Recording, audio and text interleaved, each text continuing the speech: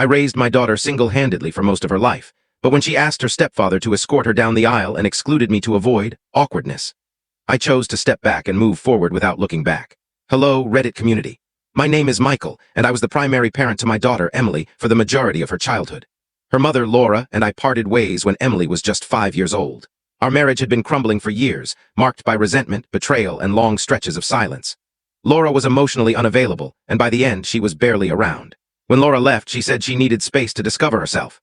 That space stretched into years, so I stepped into both parental roles for Emily.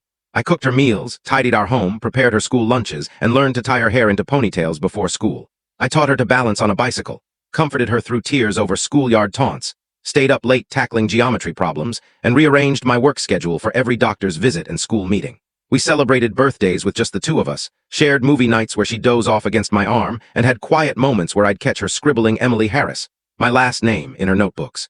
That meant the world to me. She was my everything. When Emily was 13, Laura re-entered her life with a new partner, Richard. He was tall, polished, successful, and affluent. Laura described him as dependable, childless, and eager to connect with Emily. I was skeptical of their sudden return, but I didn't want to block Emily from having more family in her life.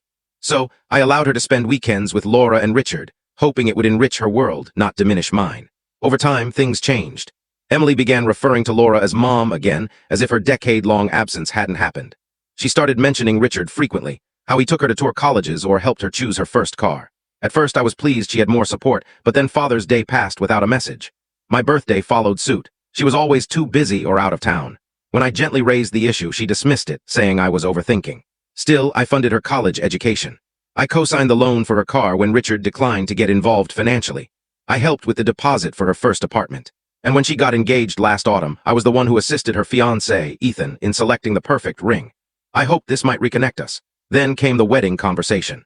A few weeks after her engagement, Emily asked to meet for coffee. She seemed anxious, twisting her napkin nervously. Then she said, "Dad, I've been thinking, I'd like Richard to walk me down the aisle." I stared, trying to process her words. She went on, "It's not that you haven't been there. You have always. But Richard's been a big part of my life too. With the seating and ceremony, it might feel uncomfortable for everyone if you're both involved." I stayed silent. Then she added, "Honestly, I think it's best if you don't attend. There's tension between you and Mom, and I want the day to be seamless without complications." It hit me hard. I wasn't just losing the chance to walk her down the aisle. I was being erased from the day entirely. I'd paid for the education that launched her career, shouldered the load when Laura vanished, and now I was the complication. I stood, left money for the bill, and said softly, "I won't complicate things, Emily. I won't be there." She reached out a few weeks later with brief texts, just checking in. I can't tell you the full story in this short video. If you want to see the full story, the link is given below. Click on it to watch the full story.